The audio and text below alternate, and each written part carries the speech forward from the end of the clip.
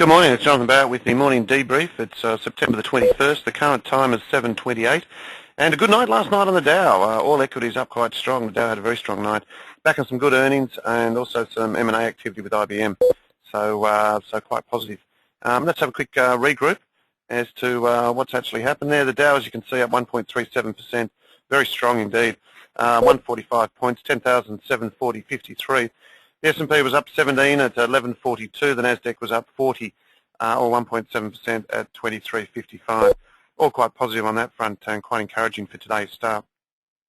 The top 50 in Europe was up 45. The FTSE was up 94. The CAC 65, and the DAX was up 84. So solid gains across the board, and certainly looking to some areas there to just remain long equities, and quite encouraged by what's happening.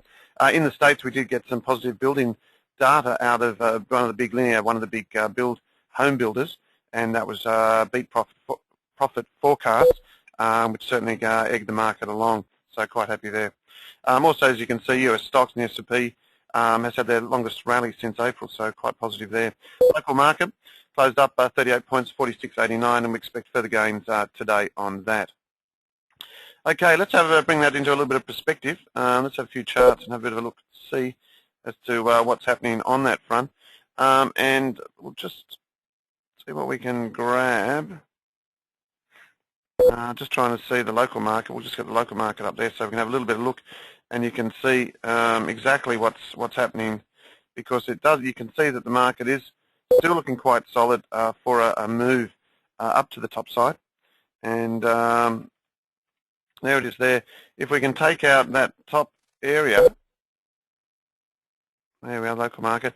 Take out this here today, then I think it's off to the races. The market will be quite encouraged by that, and when we do take that out, and that's why we're quite optimistic that we can actually see it start to have a good run to the top side. And you can see this by looking at that daily chart, because a break through that area does send it up a little bit back in that range, and areas of 4,800 are certainly on the cards. So let's see how it is. I'm not really happy about this momentum, but you've got to go with the flow. Keep your trailing stops in. Some of us are looking at just 10% trailing stops. They seem to be working okay. So quite positive that things will continue to trade higher. Just having a look at the offshore markets. There's the Dow, as you can see. Very important, this top up here, 10,700. Really needs to get through it. Once it does that, then it's clear to the top side. But if it doesn't, then we're still going to muck around here on the sidelines. But that brings a little bit more perspective into it. It needs to get through it, spend a bit of time up to go onwards and upwards. So let's see how the timing on that works. Having a look at some of the other commodities. Crude oil, 74.65, pretty steady in terms of what it seems to be doing. In a bit of a range. We do have some API data out tonight, so let's see what happens there. Don't like this momentum indicator here. It does. We've tested this trend line, and it looked like it had broken yesterday, but it's managed to close higher. Keep an eye on that low last night as quite an important low, okay? Because if it does take it out, and then you can see how now that it broke through it, got to a 72.76 and rallied back. So, which is encouraging, but that certainly bodes well for it to trade back to the top side. But if it takes out, if you are going long, stops come out going at 72.50. Copper, on the other hand, looking quite good at the top side. Really wanted to get through these levels. Still quite optimistic that it will, but obviously if it fails, if you did go long with us last night, then make sure your stop's in there at about that 348 level, because then we'll see some form of correction.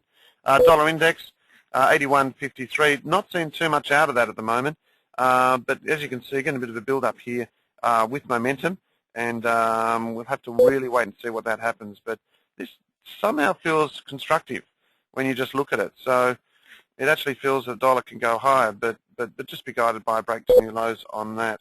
Gold, 12.78, mucking around on the top. You can see a lot. Momentum indicators look okay. We sort of want it to will to that 1,300. One night will probably do it, but each day that it doesn't move on just makes us a little bit nervous as to that move continuing, or we need a good spike to clear out week long, so just be careful there. Aussie battler once again on its highs, in fact broken through 94.70. Expectations are for 95, even up to 97.98, which is the previous high, so just be careful on that front. All the others seem to be toe in line. Wheat 730 3/4. Just having a look at the week chart, you can see that it still looks relatively solid, but any move I think here looks constructive. If anything, I think this is the top end range, and I wouldn't be surprised to see it come back to 700, maybe a little bit lower, but it needs to do more work. It hasn't broken the upward trend yet, so you can't do much, although momentum is coming over. But I guess if it takes out that low there of 730, then I'd be a little bit concerned and probably look to take some cover, particularly for the near term. Just remember, if you are involved in the weak markets, we've worked out a way to hedge falling numbers or downgrades in week due to rain. So feel free just to call your representative on that, and they should be able to fill you in on what we're thinking there. Okay, in terms of economic numbers today, we've got a fair bit there. Reserve Bank September minutes come out. In Japan, we've got leading index and coincident index. Some good data in Switzerland and Canada. Housing starts will be one to watch in America, and building permits also ones to watch as well. Expected housing starts to pick up a little bit, but also expecting building permits to come down. Also, Fed Open Market Committee meets on interest rates, expecting a decision, no change in interest rates, still down. Interesting to see what they have to say about QE2 or quantitative easing, so we'll keep our ears pinned for that. API data here on crude, and also ABC consumer confidence. Well, that's pretty much about it from this morning's debrief. Hope everyone has a good day, and we'll certainly talk to you tomorrow.